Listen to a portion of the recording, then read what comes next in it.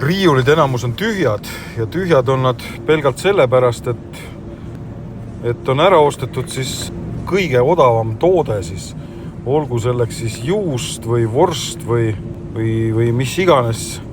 Aga jah, näed, kallim asi on siin alles ja kui vaatame siia, siis jälle kõige odavam on tühi.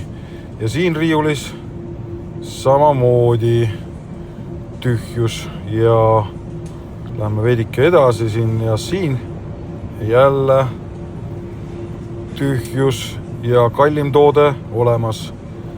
Nii et paistab jah, et elu on läinud nii palju kallimaks, et ma ei tea.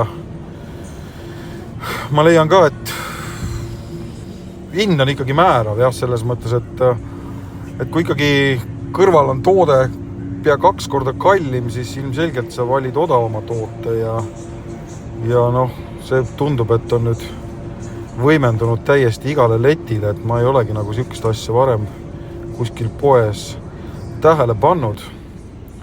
Aga jah, täpselt see üks odavama hinnaklassiga toode on siis ära võetud sarnaste toodete riiulist.